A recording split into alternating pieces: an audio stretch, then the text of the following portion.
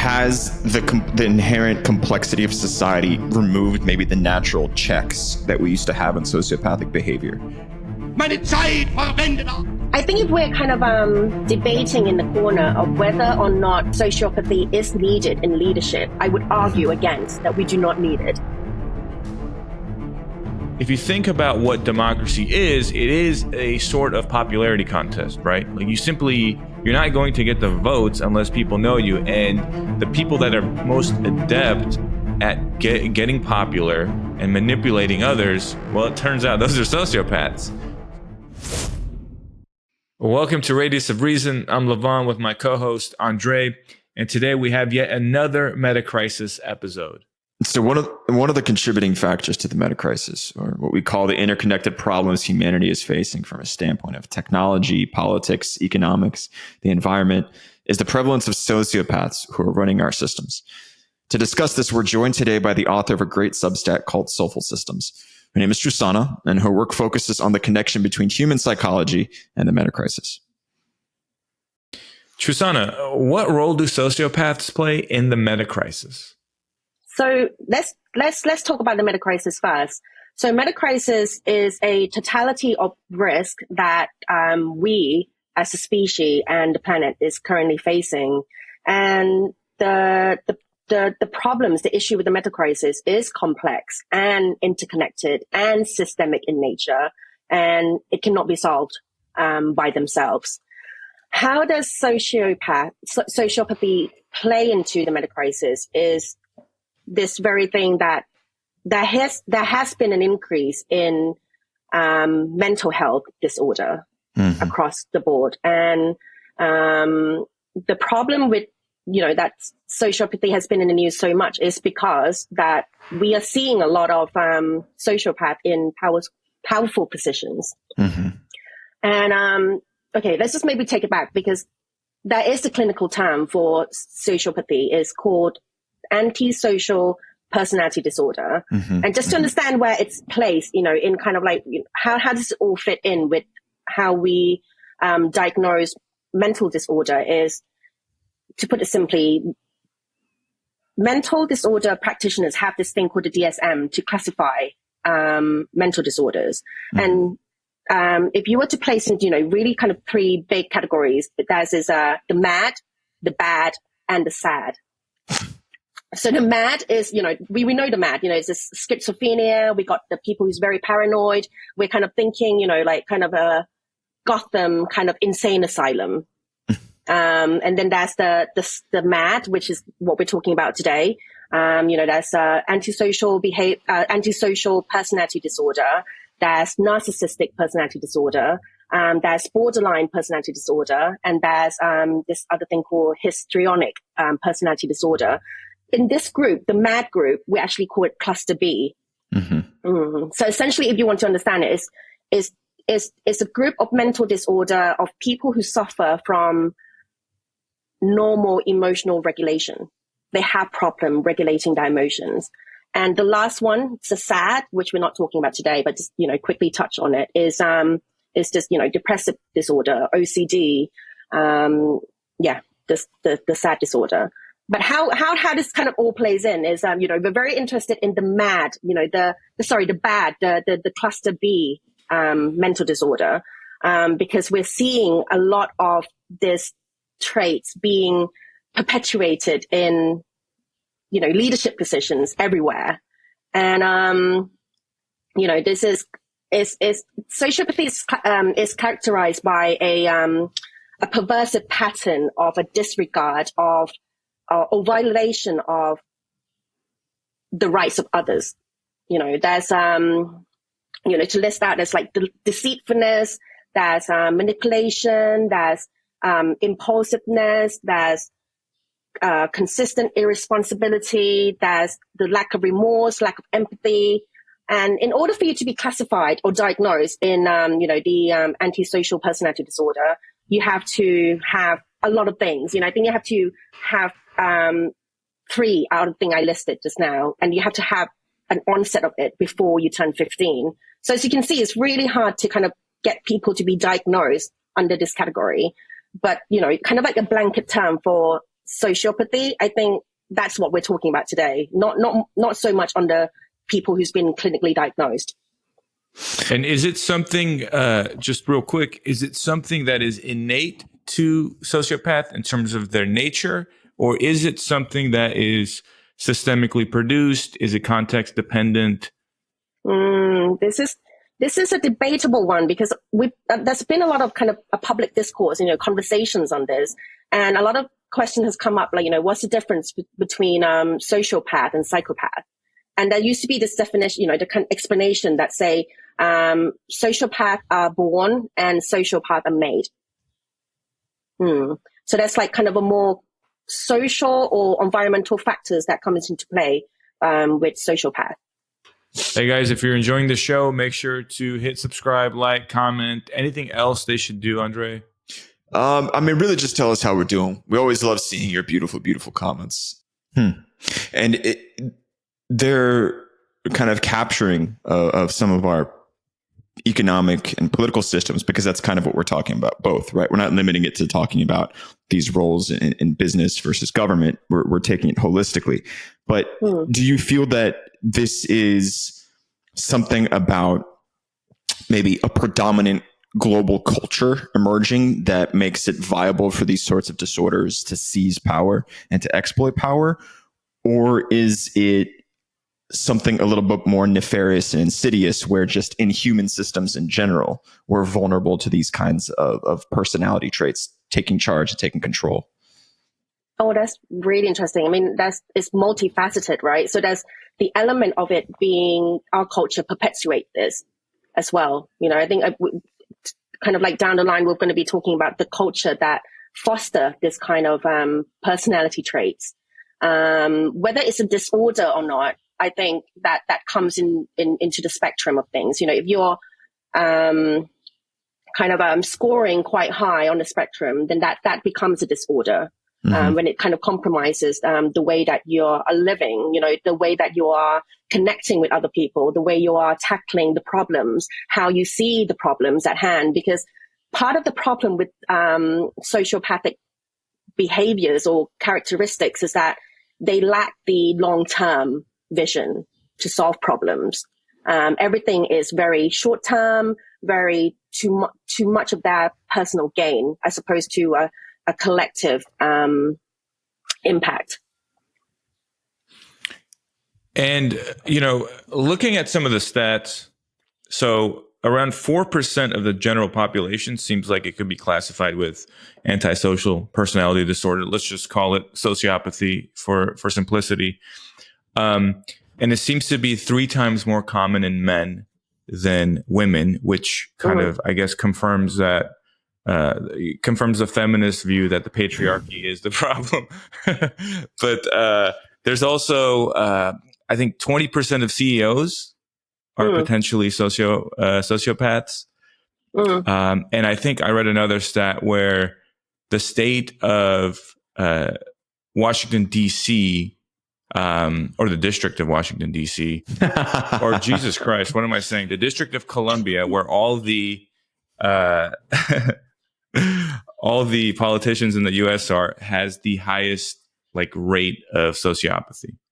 So I'm just I'm not probably coincidence. Yeah, well, it's just a coincidence, I'm sure.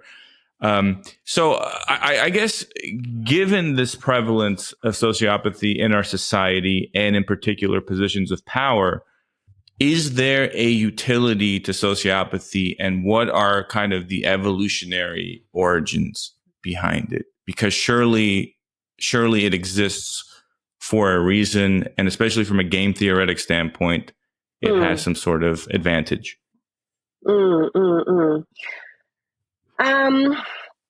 you look at the benefits of this characteristics, that they like to take risks and they can handle immense amount of stress as something of a benefit, then yes, but it's still very short term, you see, because even though it exists within the evolutionary biology explanation that our ancestors are anxious people, the reason that we have survived through the ages is because of this anxiety trait, for us to be, kind of like always looking out for the negative.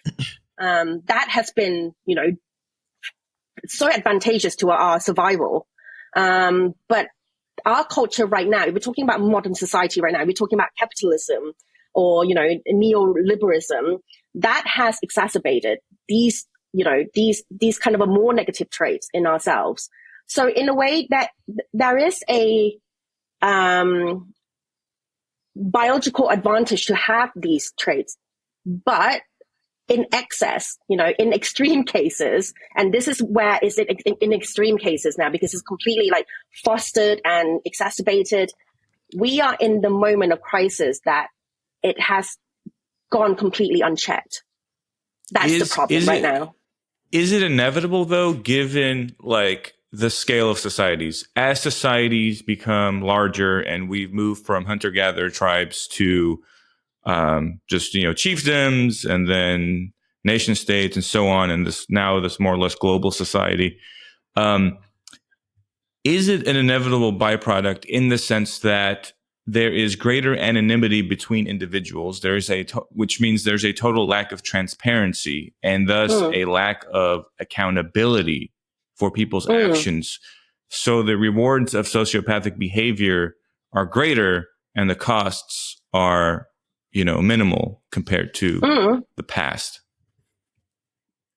So like just as a natural byproduct of the scaling up, it seems like unless you were to somehow make society more transparent, it's just a better kind of strategy, I guess, for or maybe winning. Has the inherent complexity of society removed maybe the natural checks that we used to have on sociopathic behavior?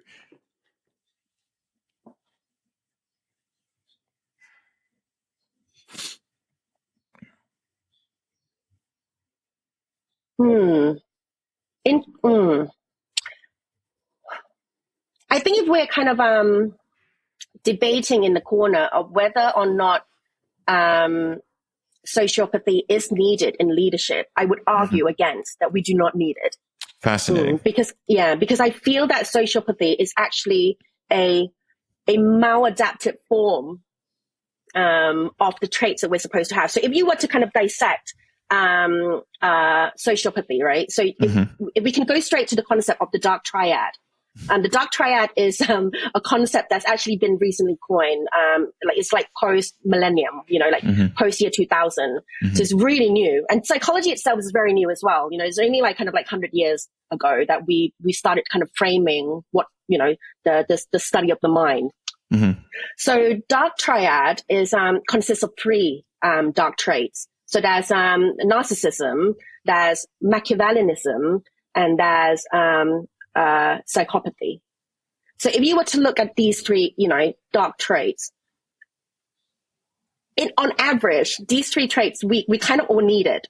We kind of score on average because it works on a spectrum, right? So narcissism, if you were to be of healthy level, you would have a good good level of self-esteem. You would have a good level of drive and ambition, for example. Machiavellianism, for example, if you were to have a good level of it, you would have good level of influencing skills, to make things happen. But if you're kind of like, negatively on on a negative spectrum, then you're using it to manipulate people. Or, psychopathy, for example, you can look at it in a more beneficial sense as well, that, you become less stressed under a very stressful situation. So, these kind of like dark traits do have the benefits that are associated with it in the right balance. But sociopathy is all of these in a very, very kind of extreme spectrum. It's a maladapt. These are people who has a disorder. They're maladapting to their environment. They have a gap. Usually they have a gap of understanding of what reality is. They have one version in their mind as opposed to, the reality that everyone else actually experiencing. They have trouble regulating their emotions.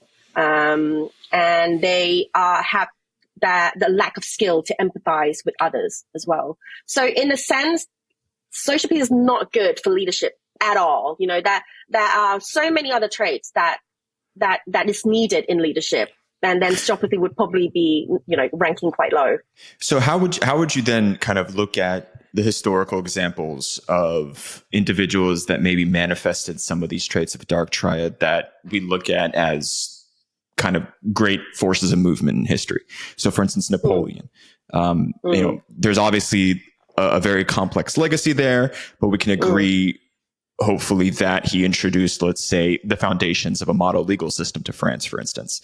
Napoleon, by all accounts, definitely manifested various forms of the dark triad in his ruthlessness and his vanity, but weren't those things necessary to drive the outcomes that he was seeking? I think it's debatable. I think I've heard a lot of this, these types of arguments that, you do need to be like someone like Steve Jobs, for example, to kind of drive for that innovation. I think there are benefits to it for sure. Right. But I think more the point that we're kind of focusing is, what about the darker aspects that go unnoticed? Mm-hmm. That's kind of like the main point. I think, the things that comes with the drive, the ambition, the innovation, fight for the things that's kind of like beyond one person can do, that kind of drive that is like so inhuman, but they went for it anyway. I respect that. And I do see the benefits of that, but I do see the other, the kind of like the other hidden forms that essentially becomes the very thing that we're facing right now in terms of like the long-term impact that. So it would be fair to say that your position is that because we've had these trends of sociopaths leading our political and economic movements, that has brought us to the place today where we're sitting here discussing the metacrisis, that all these things kind of were a daisy chain that resulted in this complex web of problems that humanity is facing. I think so. It's very interconnected. And I think it does set the scene, the stage back then for it. And this is kind of like, we are living in the remnant of that model, of us thinking that actually maybe leaders do need that kind of drive, that kind of the thing that average man don't possess, for example. Well, I mean, I would say not only like, is it us thinking this way? I think we're pretty much obsessed with those traits. I think any 21st century guide to leadership in any form is always going to be glorifying these sorts of like elements of the dark triad that you described. And I think that is something I'll agree with you with, that it's something where almost to a toxic level obsessed with. I mean, open up your LinkedIn page and just see what insanity is being posted on there. It's all kind of a result of this glorification of these sorts of toxic traits to a certain extent. Absolutely. Yvonne, you were going to say something. Yeah. No, I was going to say, I think the main issue here is not simply that the sociopathic traits may lend themselves in certain ways, being more cold and calculated. You're thinking like corporate environments, they can fire people with ease, and they can make more risky decisions without caring about the impact on their employees or whatever. Or in the case of Genghis Khan, they can go around killing and raping untold numbers of people. I think the problem here is they can outcompete other forms of leadership, right? That could also produce great results. They could also help create more, arguably far more sustainable societies, right? Societies that are not as prone to metacrisis-esque issues. But you are not looking at these things in a vacuum, right? So long as sociopaths exist, and so long as really that game theory reward exists for sociopathic behavior, even if you had a society where you didn't have any sociopath, let's say you did something horrible and you just, it would be horrible to kill all sociopaths, right? Sounds like a sociopathic thing. You still have an evolutionary attraction towards that behavior through, genetic drift and mutations and whatnot. Ultimately, you have that room for exploitation, which would eventually be filled, right? That's a niche that would be filled over time. And so, so long as you have that incentive, and in our case, not only do you have that incentive, but you actually have people that are genetically very much predisposed to those tendencies, then it is the competition between sociopaths and non-sociopaths. And that's where it gets interesting, because the sociopaths, because of their ability to focus on the short-term gain and perhaps lack the empathy for that long-term kind of consequence, will outcompete the non-sociopaths. And I think how do you get over that hurdle is what I'm most interested in, in. Wow, it's a hard question. It kind of takes, we need two solutions for this, because where we're talking about, the individual level of, are we fostering these kind of behaviors? Are we calling out these behaviors? Are we part of the problem that enabling this culture to go and call out for example? And then there's the overarching systems that obviously value and rewarding these types of behavioral traits already. Both things need to happen.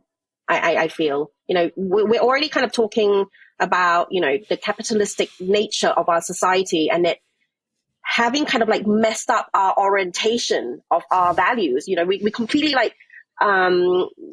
lost our ways, basically. What it means to be good, what it means to be bad. Because I think in our previous session, when we first talked about sociopathy, you kind of you asked me about the personality test, whether should we just give out the test to people, and then they can just rate themselves. The test would rate them as to whether they score high on the sociopathic tendencies. And I think that's a really good idea. But I feel that even with the test right now, I think we can tell who are the sociopaths in our lives. Right? Yeah. They are quite obvious. That's a good point. Yeah. Yeah. That's a very good point. But we're not doing anything about it. Yeah. So the problem is not in the identification of sociopath in our society. It's actually, what do we do when we see them? How do we call them out? What do we do? We get whistleblowers in, coming out, and then they are actually, in fact, become the victim themselves. And, we in the case of Boeing, yeah, definitely. Oh my God, right? The Boeing engineer. They've already whacked two of them, allegedly. God. And we're seeing this all the time, everywhere, globally, of the bad guys winning again. And we can obviously see who the bad guys are, but then, the tools or the kind of the things that we need to do to sort this out that's the problem. So, but wouldn't creating a system in which we limit a pool of individuals' access to power or to participation in any form of social function, let's say, if we're talking about a model where we start deploying sociopath tests to identify the sociopaths and then not letting them run for office, isn't that inherently an undemocratic principle? And would we not be then building a system that is sociopathic in its own right and just perpetuating the wheel? And maybe as a caveat to that, do you feel then that inclusive systems are going to be further contributing to the metacrisis? As in, if we are continuing to allow sociopaths to participate, then we're not going to be able to address some of these compounding issues we're facing as humanity. I think, giving out tests to identify people who has sociopathic tendencies and then not letting them in would be considered discrimination in a way. Yes, very much because so. In a way they are classified as a mental disorder. And I'm sure there are various laws protecting. Isn't there also an issue in terms of, because it is a disorder, but on a spectrum, where now where are you drawing that line, right? Who is now classified as a sociopath? And because there is probably, some subjectivity involved in that analysis and that judgment, then that leaves the door open for, some sort of corruption or abuse of that, using that kind of as a determinant. Yeah, so I was kind of thinking, I've been pondering about this a lot because now that you mentioned the test, and I've just been thinking about it all week, I thought that maybe what we can do is just kind of like shift the focus a little bit. Instead of, creating a test that we can identify who are the sociopath, why not create a test that we can identify who are, the kind of characters that we want in leadership? Things, the things that we value, like, empathy, integrity, responsibility, accountability. These should be, in the test. These should be the thing that we put more value into finding. Is there a way to craft such a test that isn't, someone's working on it. Oh, okay. Yeah. So this is kind of like a continuous work from the Dark Triad. And this guy, I can't remember his name exactly, maybe Daniel Kahneman. So he worked on this other thing called the Light Triad. Yeah, so it's a bit of a light and dark force. Yeah, very Star Wars. And but he's obviously working on this test. But so I want to kind of go back to something that Andre mentioned earlier, and it has to do with the inclusivity and exclusivity principle when it comes to sociopaths in these prominent positions or political positions. Let's see. Is there something inherent to democracy that lends itself toward, sociopaths being victorious politically in such a kind of setup? Because if you think about what democracy is, it is a sort of popularity contest, right? Like you're not going to get the votes unless people know you. And the people that are most adept at getting popular and manipulating others, well, it turns out those are sociopaths. So there is a sort of tension between sociopathy and democracy, right? Or let's rather sociopathy and good governance, because in terms of electing people based on a democratic model. So is there another kind of system or procedure for electing decision makers that wouldn't be as predisposed to that issue? I think you mentioned something before in the email, about, right? The one that I may have. Yeah. So thank you for setting me up. So yes, the other possibility is what we had discussed in a prior episode. We came up with this kind of new system for international coordination, just as a thought experiment. But one of the core ideas was to use a draft mechanism to obtain who will be the decision makers for a set of issues, and for a set period of time, right? For a set period of time, and you would also have this, idea of recursion and continuously cycle through these people, because you would assume that over time they would be corrupted as well by different interest groups. Yeah. So, So, but I mean that's another story. But if you were to draft people into positions of power, you are now, because it would be, again, more or less random, you are bypassing that entire procedure of, okay, people will focus on the most sociopathic, popular, manipulative, charismatic individuals. And so you're kind of just bypassing that whole thing, more or less. I'm speaking in circles, but I guess that's one way to counter the issue of politicians being kind of predisposed in that direction inherent to the political process. But ultimately, I'm curious what you guys think about this. We can do X, Y, or Z, but the wider system, the wider society, especially when you look at our economic model, it is more or less still incentivizing sociopathic values in people. Like you still, in corporations, in even everyday life, because of just the degree of anonymity, and what our values are in general, like we're incentivizing this thing. And so is there a way, I mean, would we have to craft just a different value structure altogether, which means a different sort of economic principle or guiding principle? Like, is this just like too monumental of a task without a massive shift in the values? Yes, I mean, if we're talking about systemic level, definitely monumental. What I would propose as a more practical solution to this is really on an individual basis. So when you mention about, a democratic process, or how, people would obviously vote for the most charismatic politician, that's the problem in itself, right? I mean, sociopaths are already quite easy to spot if you look at them on a kind of long-term span of time. You can tell, they lack integrity. That's the number one thing. So if we were to kind of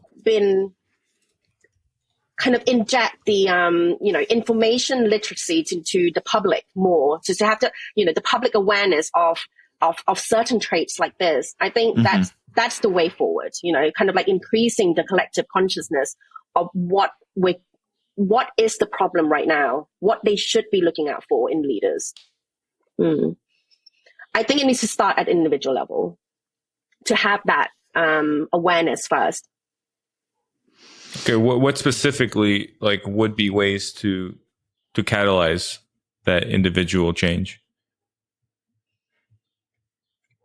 There are a lot. I mean, the fact that we're having this podcast right now, right? The public discourse, or like the information being pumped into the kind of like the social media sphere right now about leadership, narcissism, sociopathy, democracy, capitalism, like we are in kind of like we're actually this year, 2024, we're post-pandemic as well.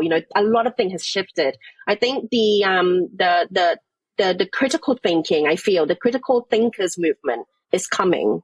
I'm not sure that you've been feeling the same, but I have felt this wave of kind of like the new kind of thinking, the new knowledge about to spot the kind of the not so good social behaviors. Yeah, we're seeing this in terms of how people are relating to their employers. I think like as Gen Z as Gen Z steps into a working life, they're putting up with less and less bullshit from the workplace. They're again exploring the potential for unionizing. I agree, there is this sort of movement to kind of calling out the more destructive forces in the workplace, which I think is where we see it manifesting most often. But I'm curious, how do you view you describe the fact that people are having more conversations online about emotional abuse, about mental health, and all these things are fantastic. And I love that in some of the pieces you've written on your Substack, or in one of them, you cited Dr. Ramani, who's kind of this really, really popular internet personality who was also a PhD in psychology. And she has a lot of material that she writes about regarding what to do, when you encounter a narcissist or sociopath. But do you consider that this could also be damaging? Is that if we put everything through this sort of prism, that everything that is maybe a natural spectrum of human behavior, because we all have elements of the dark triangle or the dark triad, in our day-to-day, right? I mean, we exhibit it, I believe, depending on various factors, how much sleep you're getting, how much food you're getting, these various qualities that might make you behave in a certain way that's not optimal. But to ultimately have a broad brush that everything is painted with, And all of a sudden, what is just a regular spectrum of quote unquote normal human behavior is painted as, oh my God, it's a narcissist. And you are seeing kind of, I guess if this is a backlash, it's the backlash to the backlash where people are saying, oh, wait, no, all of this heightened awareness of internet pop psychology, quote unquote, is actually damaging because it's oversimplifying very complex disorders, and it's causing people to look for things in their relationships that might not necessarily be there. So, I mean, do you feel that maybe this hyper awareness of these sorts of disorders and mental illnesses, it's actually doing more damage to us in the long run? Really good point. I mean, absolutely. I think the risk of demonizing, a disorder is really real, and we're seeing it. A great example, Dr. Ramani. I mean, I've seen her. I've watched loads of her videos before, and I've seen online conversation attacking her, saying that she is creating a backlash to people who are experiencing these types of disorders. But I think you have to remember that the audience that Dr. Ramani is speaking to are the survivors, the people who are looking to get out of a toxic relationship. So I think we have to kind of be kind of mindful of, who her audience is. And there are loads of conversations about sociopath. I think I saw an article in the New York Times back earlier this year of a woman. I think her name was Patrick Garnier. And she literally just came out as a self-proclaimed sociopath. And then she wrote a book. Yeah. And she wrote a book on it. And, I read a few articles about her, and it's so interesting, to hear it from the perspective of a really highly functional sociopath who comes out to really kind of detail her life and how she navigate, all these complexities in her life of her not having, similar sets of normal emotions to other people. So, she does, come to say that she does lack remorse. Sometimes she would go in to steal things in the store, and then it would just be, her spurt of this desire that she wants to do, and she'll just go and steal something. So, we do have kind of self-proclaimed, self-confessed sociopath making media headlines in the New York Times, and then coming out with this book, and it's a New York Times bestseller now. And we're obviously learning more from different angles, and I think that's the way forward, isn't it? To hear it from different perspectives. The people who actually suffer from sociopath, the people who are actually sociopath, or the people who are, say, the children of sociopathic parents, for example. And there are loads of kind of different angles to the story, and I just think the public just needs to absorb, all these kind of different perspectives to how we are viewing these types of mental disorders that has huge impact to our society right now. Because if we were to ask anyone right now to say that, do you know anyone who would kind of display these kind of traits, I bet you 99% of the listeners to your podcast would say, actually, I do know someone. It's that person.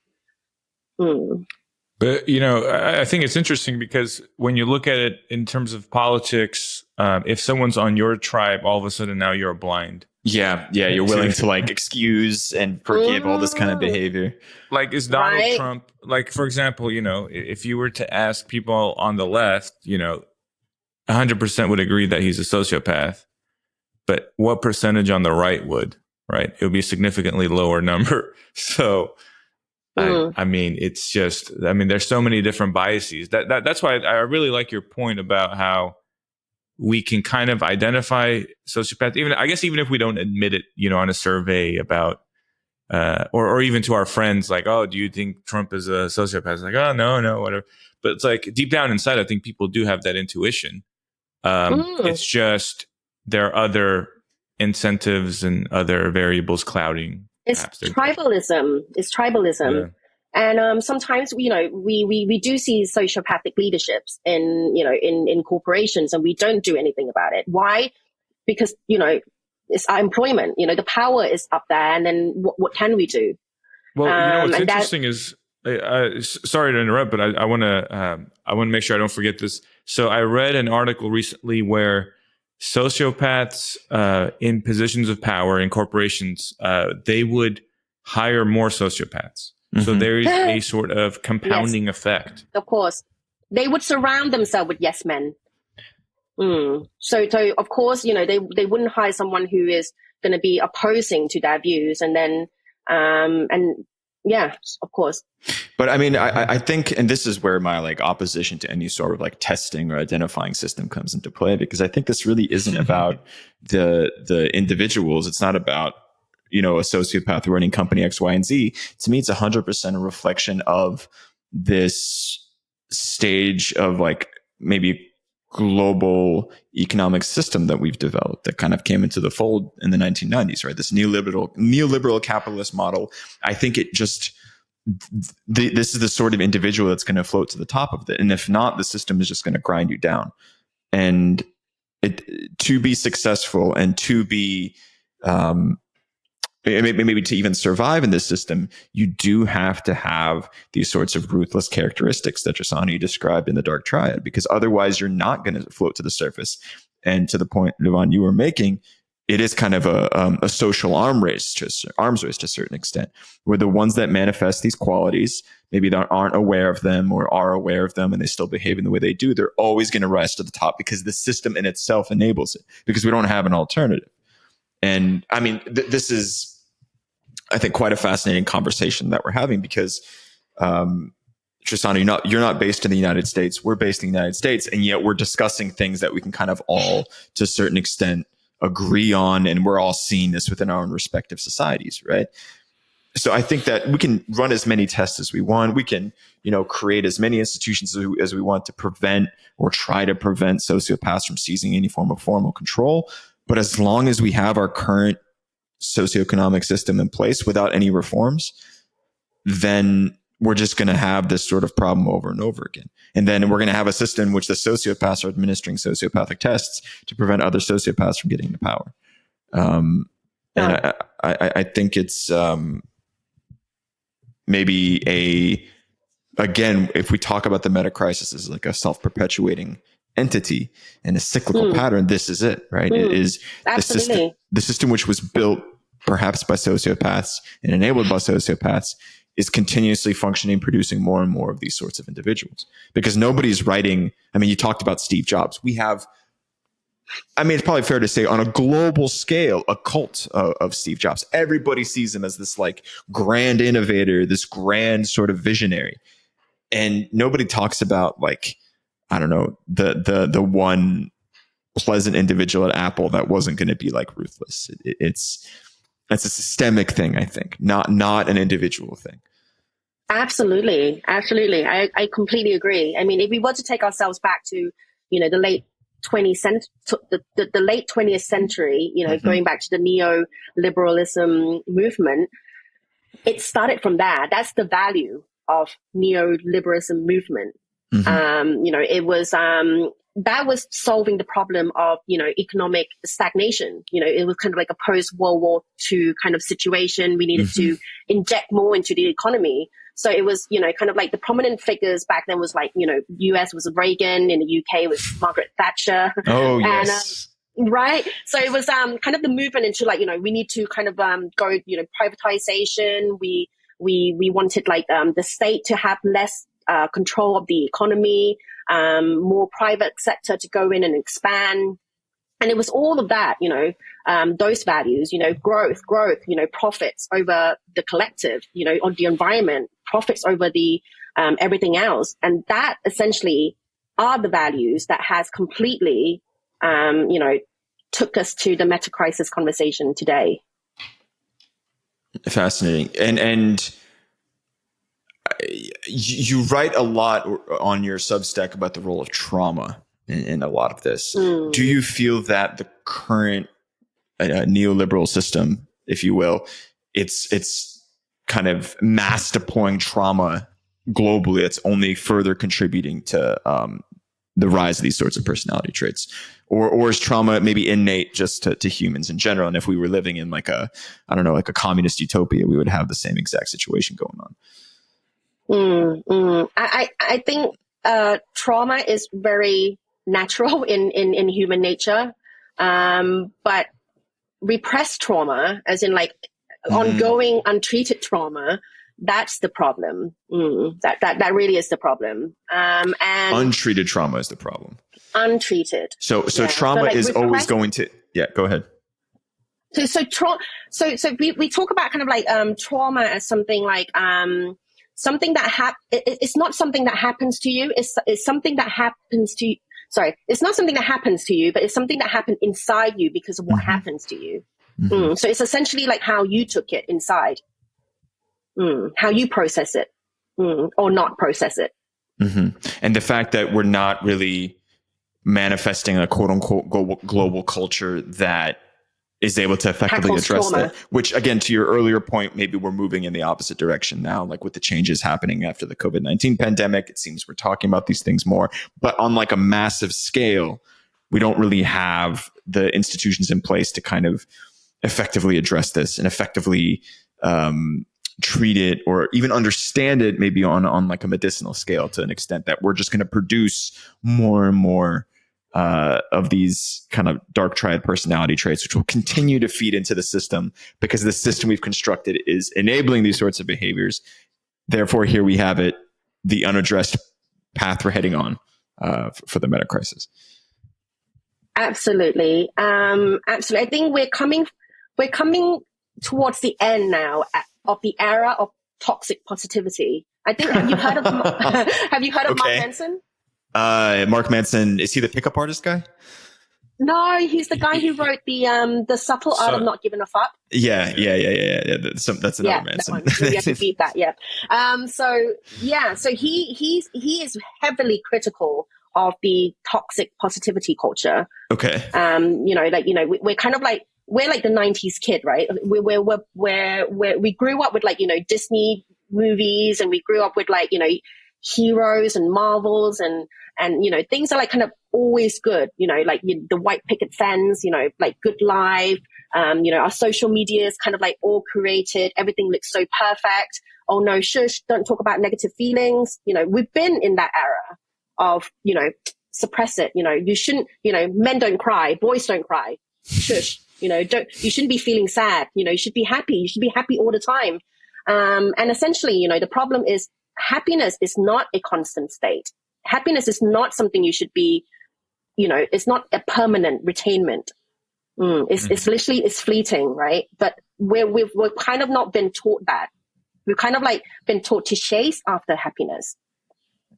And again, like this is fascinating to me because I agree with you 100%. Why do you think it's such a pervasive, this culture of toxic positivity? Why is it a global thing, right? I mean, 100 years ago, you have like maybe like, I don't know if they're stereotypes or maybe we can call them cultural peculiarities that would predisposition you to viewing trauma and stress in different ways, right? You can talk about like, I guess in the Western cultural experience, the rift between like Catholicism and Protestantism in terms of how Protestants see punishment and trial and turmoil as one thing, as like, yes, this is the way to legitimize kind of your place in the eyes of God, is that you persevere through these things and you work hard and you develop these things. And Catholics might have a different approach to it. And there is historically a very visible cultural difference between, let's say, Northern and Southern Europe, right? Where there were peculiarities associated with how they engage with their experiences with life on a day-to-day basis. And I'm sure there's just as of a complex relationship with those sorts of things in Eastern cultures as well. But it seems now we're almost reaching like a universal thing where everybody's kind of playing along with the toxic positivity stuff.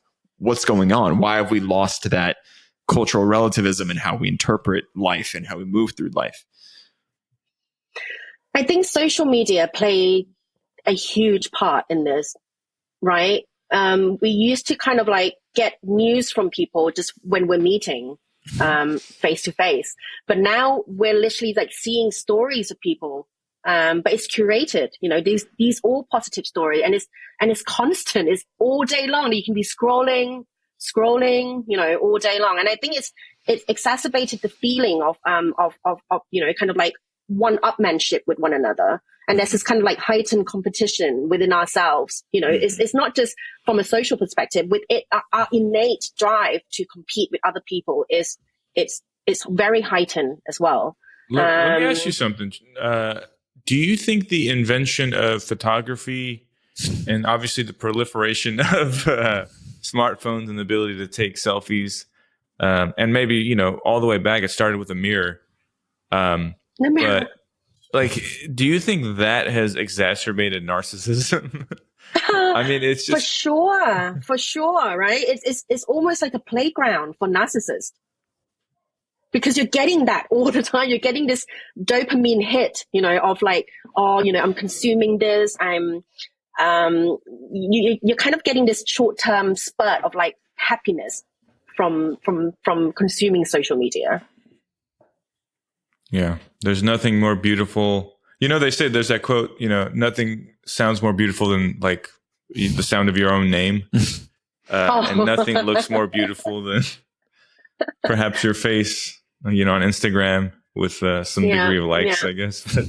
But I do want to go back to the point about trauma, though, because I think that's the birthing place, I would say, for all the disorders in our life.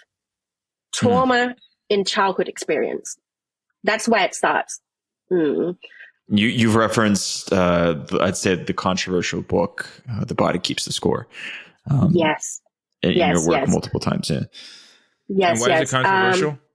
There are schools of thought that it's oversimplifying the nature of trauma. And that it's pseudoscience. Some people say it is, some people say it isn't. As with many things, I think it's taken as gospel by some circles. It's completely rejected by others. It likely falls somewhere in between.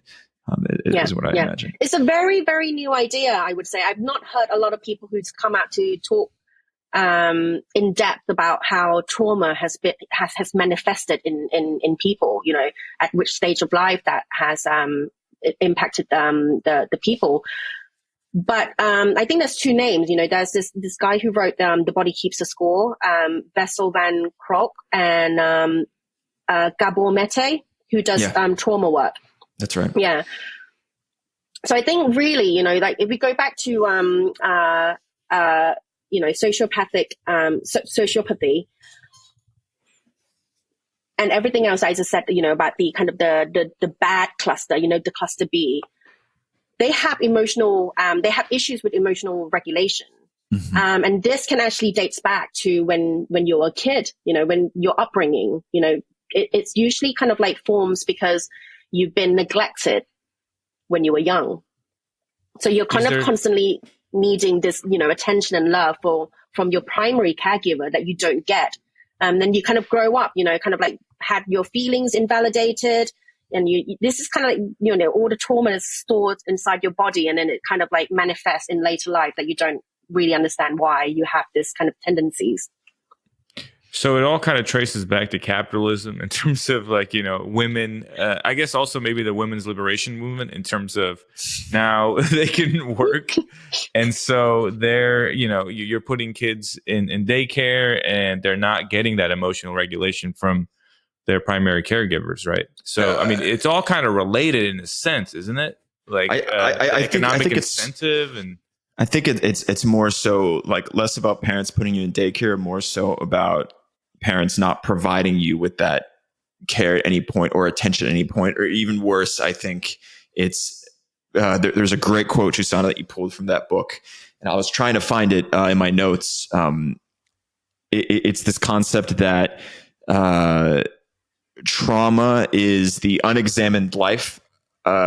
Trauma is the unexamined life of our parents that we ourselves end up living, I think is the call out you had. Yes. And I think that, Levon, to your point, Gabor Mate, he squarely places the blame on our current economic system for heightening these sorts of traumas that children experience, which then, in theory, would manifest more and more cluster B personality disorders. Well, I mean, if you talk about the unexamined life of your parents, I mean, why is it unexamined?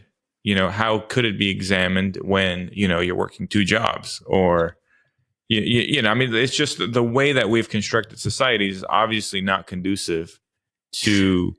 But, and again, and I think this is where, we've been talking a lot about like the neoliberal capitalist model, but at the same time, I mean, let's say the Soviet Union, which is probably our greatest form of like an alternative economic system we can reference, even though, probably wasn't that different, largely speaking. But the concept of trauma there was completely non-existent, right? And I think that that's why you have like such a prevalence of mental health issues in the post-Soviet states, is because you have a country and a civilization that went through probably some of the most traumatic spheres of human experience in the 20th century.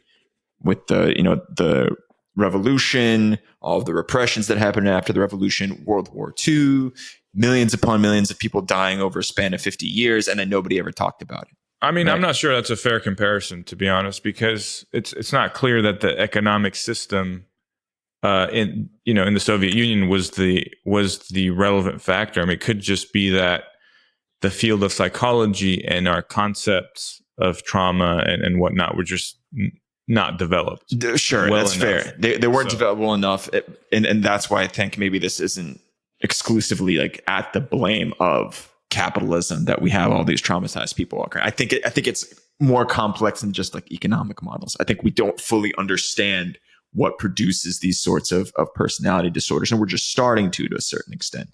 But I think what we're trying to get at here is that it's kind of a cyclical thing, is that our system, our culture, maybe our global monoculture is producing personality types that will continue to perpetuate that cycle, right? It's a self-perpetuating mechanism, I think, is how it goes back to the values, right? So the values in our societies, in our structures are the things that we incentivize for. So if the value is more or less to make as much money as possible, that is divorced from the depth of human experience that's required to produce non-sociopathic individuals, right? Or to incentivize the production of non-sociopathic individuals. So it always circles back to the values that are propagated in society. And again, to go back to what you had suggested, which was a sort of grassroots movement of change at the individual level. But I also think, like you always have to couple that with the system, and it has to be something that works in parallel. Because, but if you're talking about the impact at the system level, that would mean that then all of us would have it, right? We would all kind of like exhibit some kind of sociopathic tendencies. But the thing is that I think we do. I do think. Well, actually, I think we do to some degree. But hence we're on a podcast. Yeah. No, but I think it's more about it's skewing the likelihood of sociopathic behavior and perhaps the disorder. But I still think there's some genetic basis for this, but there's the environmental context and the conditioning that occurs that's just skewed in the wrong direction. But wouldn't you say that the impact on the kind of the family unit level would be a lot more kind of kind of feed into the explanation of how these manifest in individual rather than the system itself as well? I mean, we talked a lot about the system, but then essentially like the trauma topic is actually quite fascinating. Yeah, I mean, I think that plays a role too.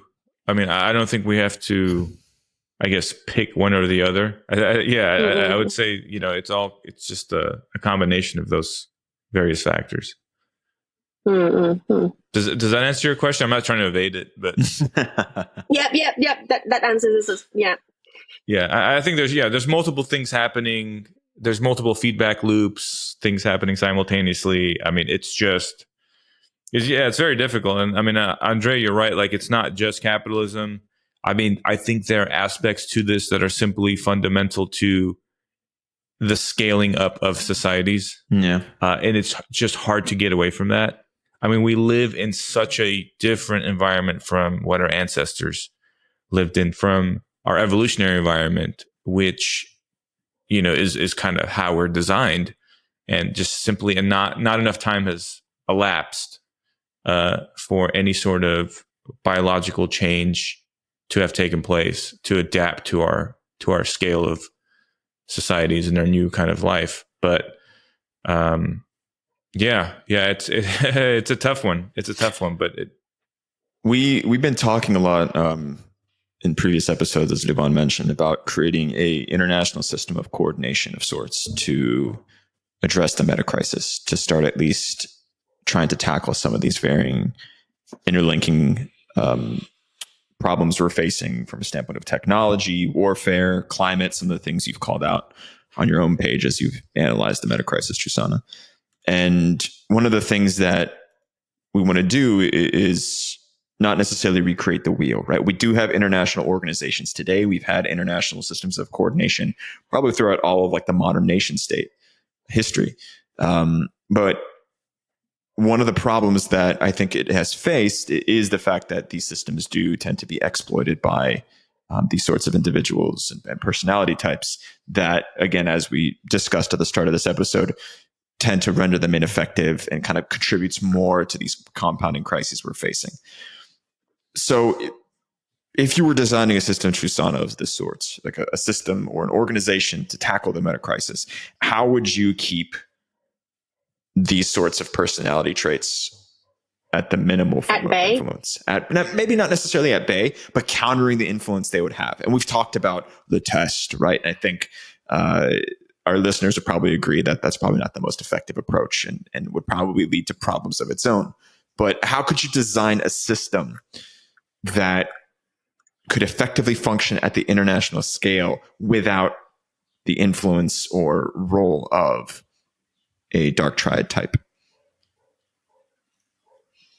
I guess I just asked you like the one question that would make $1 million for everybody. But it is hard from a systemic, to kind of put something in place when we're already kind of discussed that the issues actually are the values within the, social, the way economic system has been designed, what value is, if, for example, like if you were to say that if companies, if all corporations don't have to answer to the board and make profits, if it's like, profit, if it's still profit led, we will still be stuck in the same value. I feel that I don't have an answer for tackling it at the systemic value, at the system level. But I am a huge proponent of tackling it at the individual level. And that's kind of like been the message I've been pushing, that it's hard to kind of design something when in fact the problem itself is the value system of it. So it really kind of have to kind of like, take a step back and then really kind of looking on the individual basis of like, why are we should be asking why are we not calling out the sociopathic leaders within our own community? And, there's so many reasons to why we're not doing it. That's this thing called a bystander effect, for example, when we feel kind of pressure to not say anything because of the social conformity, or there's this kind of like diffusion of responsibility when you're part of a group dynamic and you don't call out the behaviors that, say, if you were to be on one-on-one, you might call it out. So that's loads of kind of like So, and I guess here is the follow-up question that I was trying to work to. So thank you for setting me up again. You're like the ultimate basketball champion here. The concept of enablement, because I think some of the traits that we've discussed on this episode, that's only one half the problem. The other half is enablement. And there's always an enablement is always, it allows a lot of these exploitations to happen. So could you dive in a little bit into like the the traits of enablement and the role of enablement in these sorts of dynamics. And I love that you did kind of point out that it's not necessarily like a systemic thing. It is an individual thing, because everybody makes a conscious choice to a certain extent, right? Everybody makes a choice not to rock the boat, so to speak, to maintain stability, even if they know, again, as you said earlier, everybody knows when they're in the presence of this kind of personality. Everybody knows when somebody's behaving in a way that's maybe a little bit wrong, but in a way you make a conscious choice to allow it to happen. What are your thoughts on that? I think I am seeing a trend in the normalization of unethical behaviors. There are more kind of like higher tolerance to bad behaviors in our society nowadays. There used to be like, we used to never see street fighting, in my days. And then suddenly, like, these days we are seeing people kind of like fighting and then filming. I'm not sure if you've seen Black Mirror before, but then we're actually living in that dystopian version of Black Mirror now. That is a problem. And I think there's a lot of kind of factors that play into this kind of like situation that we're in. Is kind of the social system, the economic system, the social media that perpetuates this kind of like, you're getting likes for it, you're getting kind of recognition for producing this type of content. It's kind of like it all feeds in, and enabling behavior doesn't necessarily mean that you are doing something.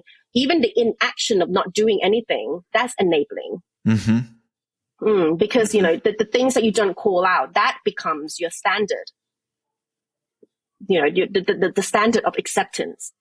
And then we are seeing this, because, we're in a group, that's a diffusion of responsibility. We feel less responsible to call something out. And then, it builds in, into your kind of like your own personal identity of it. So I want to look at this actually from a little bit of a different angle. Is it possible that people don't want to call it out because they like the benefits? Like, for example, a sociopathic leader at a corporation, or a sociopathic political leader, perhaps Donald Trump. Is it possible that due to the competitive advantage that these sociopaths offer, and perhaps the direct benefit that they can provide to their constituents or whatever people in the company, is it maybe just like, hey, yeah, I don't maybe love their personality, maybe I acknowledge like they're not like an ideal person, I wouldn't want my daughter to date them type of thing, but they get the job. But I'm done. Benefiting from this person. Yeah, and so it goes back to a sort of values issue, but also a sort of information flow issue, in the sense that if people were more aware of the fact that, hey, when you look at this from the Metacrisis standpoint, like the long-term effects of this is going to impact your survival, is going to impact not just the well-being of your children and whatnot, but the quality of your life, even if you manage to survive. But you look at, Ukraine, you look at Israel, and you see these are massive, massive problems, right? They went from living what was normal lives to now something completely, from a dystopia, right? Yeah. It's dystopic. So it can happen, and maybe there's just a lack of proper information flow that would be persuasive for people to start to recalibrate that cost benefit analysis. It's like, okay, not only does this person have a shitty personality, but despite the short-term benefits that they may offer me or my family or my group, whatever, long-term, clearly this is not sustainable. And now, because I see that the long-term effects are in certain domains coming to fruition. For example, maybe you can look at climate change and you can see, okay, well, shit, like this has been, like the hottest day ever, and it's, the past 100 days have been like the hottest the oceans have been, and and so on and so forth. And it's just like at some point, something's got to give, and you're like, okay, like perhaps more weight has to be put on the long term. And so maybe that's the kind of recalibration that could happen. But I don't know, just shooting some ideas. I think I have a really good example that just happened, actually. I have a friend who a couple of days ago spent a night in prison. And what happened was that he had a few drinks, with his straight to jail. Staff party. It happens. It happens. Just a few drinks, was driving, taking a few of his staff back home. So he was driving them back home. And there was the police kind of like cordoned area to test the breathalyzer. Okay, yeah. So he blew into it, 5 times. Nothing came up. He blew it on the 6th time.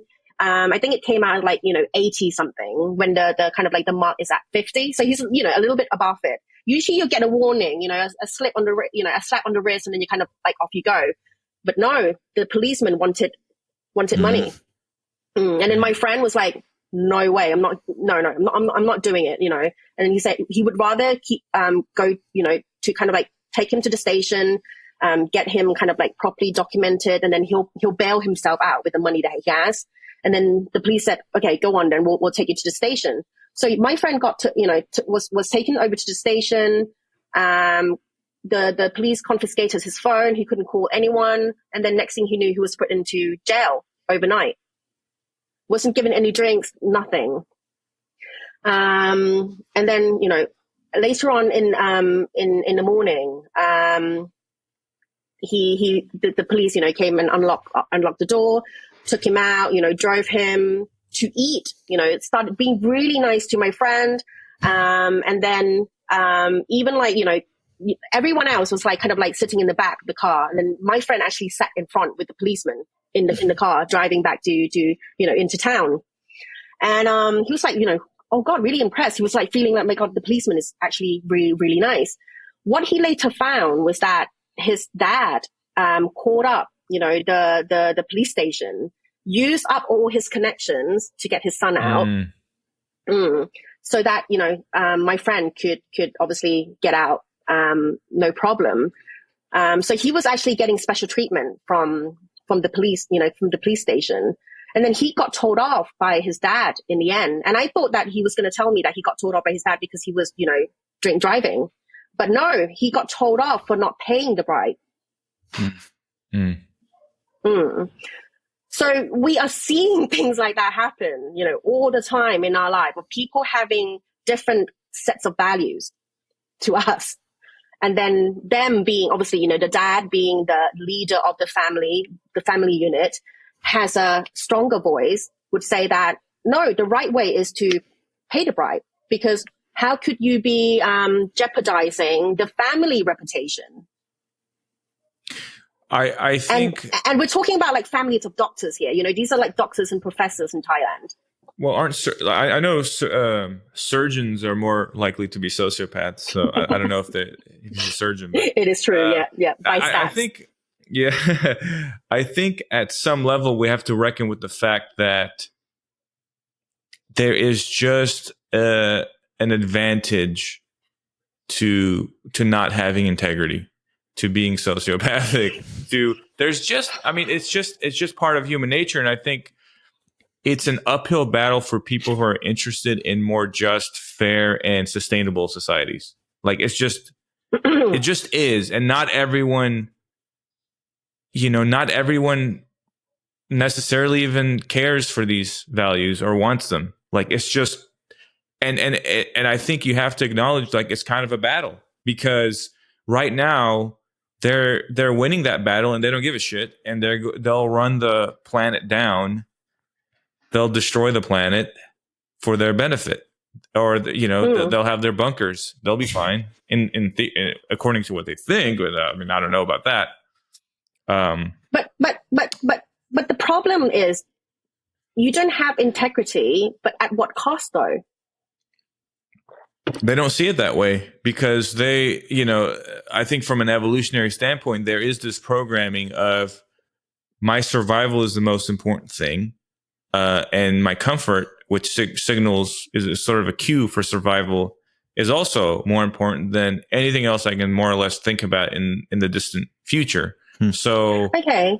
I mean, it's just to optimize for those things provides you a fitness advantage over not doing so. Again, as far as the eye can see, but obviously but people that have more force. That's still a misalignment. I agree. Though, no? I'm with you. I think it is a misalignment, but because they don't see it that way. Have you come across the Stanford study, the longest study that they've ever done on adult kind of like human happiness? Have you heard about that? The one that went on for like 86 years. Maybe describe that to us. So they kind of like followed people since like they were like in their 20s, and then they're following like their grandkids, their kind of great grandkids, and they basically did a study on what does it entails for people to have in their lives to have happiness, and they distilled it in a way that it's not wealth, it's not health, it's not status, it's not power. What actually makes people happy is relationship.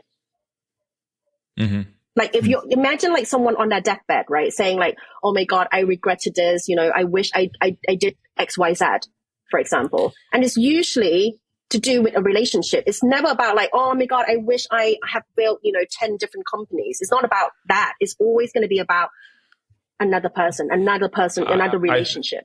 I think that's still so here's the problem with that. I mean, that's just another like thing that you add to the survival comfort issue, where happiness is great, but we're not optimized for happiness. We are optimized for the survival, right? And so sometimes the happiness is aligned with survival, but other times it's not. And I would say in our original, evolutionary environment, it was much more aligned, where the things that did make you happy, these relationships were so critical to your survival, right? Like you had to have strong relationships, otherwise you're fucked when, you're out of food.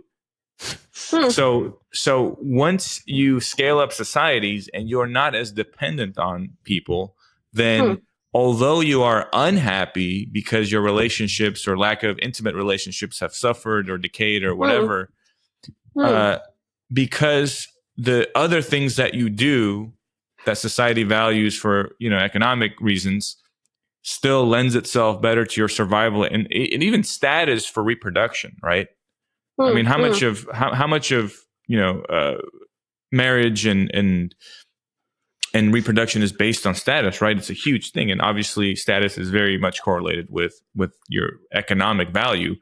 Then these we're going to continue to do the things that maximize the sort of survival and reproduction over the things that actually make us happy, because that's what we're designed to do.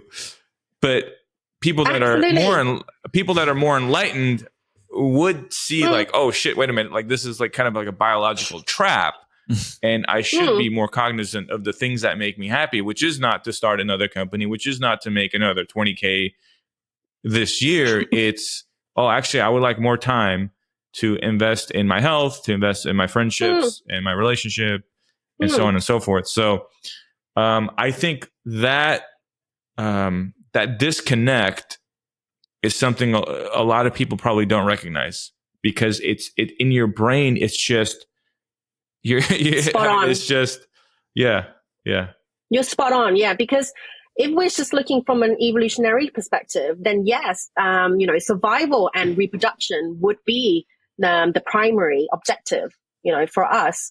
But 21st century is not. It's actually the focus is health and happiness. We're not, looking to reproduce any more than this.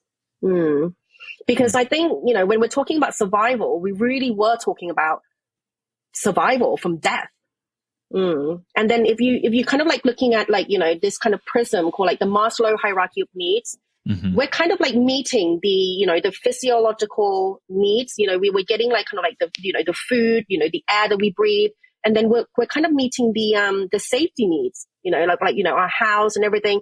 But the next one, this third one, the love and sense of belonging, that is where we are having issue. But we're jumping straight to the fourth one, which is self-esteem. But we're not meeting this, the love and belonging stage. And I think that actually can, it kind of like captures the entire premise of what essentially is the problem with the mental disorder and the metacrisis with this kind of increase in personality disorder right now is we're not getting this sense of belonging and love fulfilled. Absolutely. Yeah. I mean, it's crazy. It's like all these things are interconnected. It's so crazy. Yeah, I know. Well, hey, this has been a really fascinating discussion. Of course, we really appreciate you coming on to discuss this. How can people reach you if they're interested in your work? Oh, you can find me on Substack. I post interesting articles every week, talking about this very thing that we covered today, mostly about emotions, mostly about traumas, mostly about, psychology and philosophy. But you can find me on Substack. And that's awesome. Your first name, Chusna. Chusna.substack.com. Yeah. I think it will be, you can find it on the Soulful Systems. Yeah, we'll put the link in our show notes. So thank you. Yeah. Thanks again. And I'm sure this is a discussion that needs to continue to be had. We must. Yeah. Yeah, definitely. Thank you. Thank you.